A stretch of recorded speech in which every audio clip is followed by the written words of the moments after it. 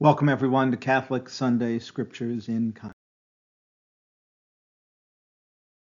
Context. It's the ministry of the Augustinian Order and St. Paul Parish. Today we are focusing on the fourth Sunday in Ordinary Time, January 27, 28. Our first reading comes from the book of Deuteronomy, and the context of this passage is that it is Moses' farewell address. He's standing on Mount Nebo. He's looking over to the promised land, which he is not permitted to enter.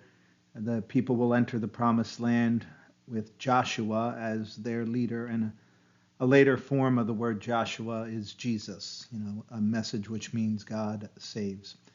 And in this passage, Moses, it's really a long passage, and he gives the history of the people from the time before Egypt through and what God has done for them. And here towards the end, he's talking about the institution of prophecy, and that God will always speak to his people. And sometimes there will be true prophets, and sometimes there will be false prophets. And the validity of the office of prophecy has its roots in that it has this Mosaic origins here. And it is effective words that show you a true prophet. And that will influence today's gospel, because Jesus teaches with authority and then he expels a demon. So in this reading, you see, I will raise up for them a prophet like you from among their kin, and will put my words into his mouth. And then he talks about a bad prophet. If a prophet presumes to speak in my name and says things that I haven't commanded him to do so, he shall die. So there was obviously, a scam going on, that people claimed to be prophets, and yet they were not. Our second reading is a continuation of Paul's letter to the Corinthians. So this is the next verses from last week's. And as you may remember from last week's presentation, the Corinthians had written some questions to Paul. We don't know what the questions were, but Paul is answering them. And in this passage here, what we need to remember is Paul thinks that the end of the world is near. So the question is about marriage, or the issue that Paul is addressing is about marriage and about intercourse. And Paul's saying is thinking, in the background, he doesn't say this explicitly, that, if the end of the world is near, why would you get married? Why would you take that obligation on? Try to live your best possible life. And what Paul is trying to do is work out a Christian theology of marriage in light of his understanding that the end of the world is near. And what is so good about that is he is not imposing his strongly held views as if they came from God. He is making it clear that this is his opinion.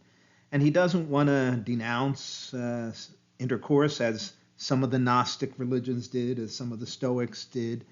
He wants to say that in light of the coming end of the world, this is how you should act.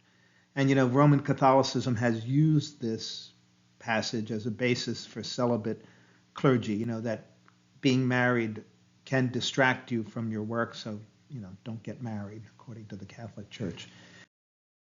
And so an unmarried man is anxious about the things of the Lord, how he may please the Lord. And that's why it's good not to be married. And he says this not to impose a restraint upon you. Again, they're looking for precise teaching, and Paul is loath to give that precise teaching because he doesn't have any instruction from God about this. And lastly, our gospel today comes right after the selection of the first apostles, Peter and Andrew, James and John. He takes them to the synagogue with him, which is right near the Sea of Galilee there, and he starts teaching the people. And he speaks with authority. And then he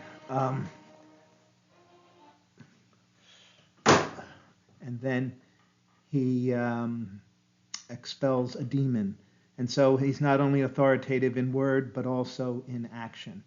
And, there was one of the things that Mark wants to set out is that Jesus does not fulfill the popular beliefs about a Messiah. He was not going to be a warrior, to battle things. He was not going to be a revolutionary to overthrow the Roman Empire. He was not going to be like John the Baptist, someone out in the desert. But his message was quite different. It was one of fulfillment, that God's promise is now true, one of joy, that we must love, heal, and forgive, and that he puts his words into actions. And his word is effective, which means he is a true prophet, which goes with that first reading. And so he taught them as one having authority, a new teaching with authority. He commands even the unclean spirits, and they obey him. Please pray for peace in Ukraine and in the Holy Land. And if you think this is helpful to someone, please pass it on. And I'm sorry that my phone rang when it was so early. Right now it's like a few minutes before 6 a.m. and somebody wanted to get in touch. All right, take care. Bye-bye.